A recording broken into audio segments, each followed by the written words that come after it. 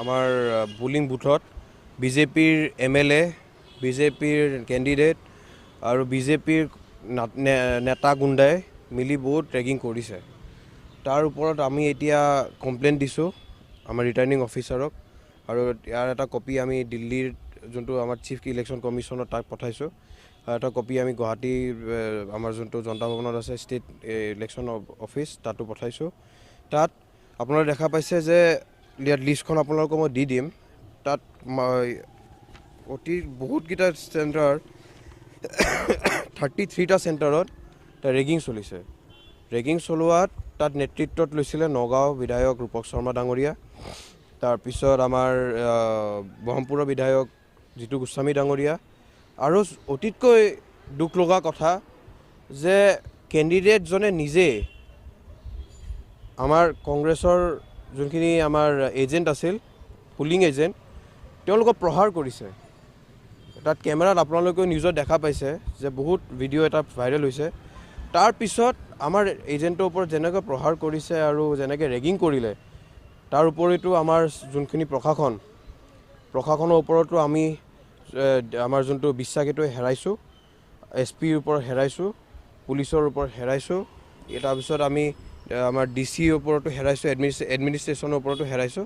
সেইকাৰণে আমি নিজৰ যোনটো জাষ্টিছৰ কাৰণে আমি এটা কমপ্লেইন দিব আহিছোঁ আমাৰ নগাঁৱৰ যোনটো আমাৰ 88 চামগুৰি LAC ৰিটাৰ্নিং অফিচাৰক কাশ্যপ ডাঙৰীয়াক। এইখিনি দি আমাৰ যে ৰিপুলিং হয় 33টা পুলিং ষ্টেচনত, এই ৰিপুলিঙৰ আমি দাবী জনাইছোঁ।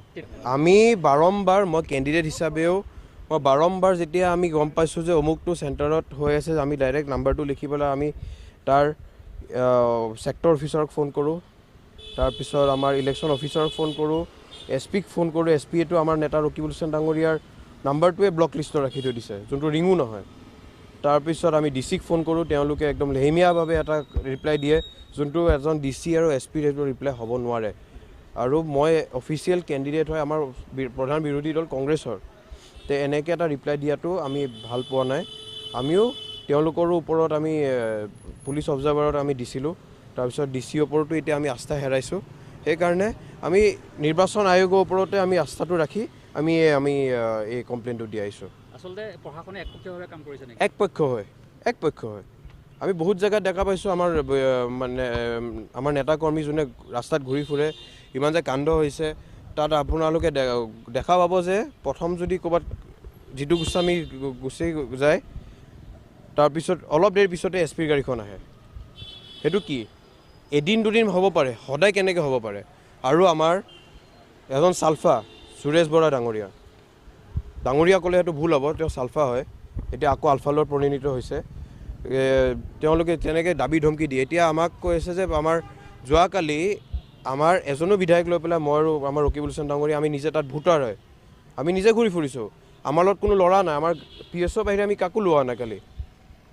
তাৰপিছত কেনেকৈ ভোটাৰ নোহোৱাকৈ ৰূপক শৰ্মা, জিতু গোস্বামী, সুৰেশ বৰা আৰু তেওঁৰ হাংগু পাংগু কেনেকৈ তাত চামগুৰি বিধানসভা সমষ্টিৰ বিভিন্ন ভোটিং চেণ্টাৰত কেনেকৈ প্ৰৱেশ কৰিব পাৰিছে?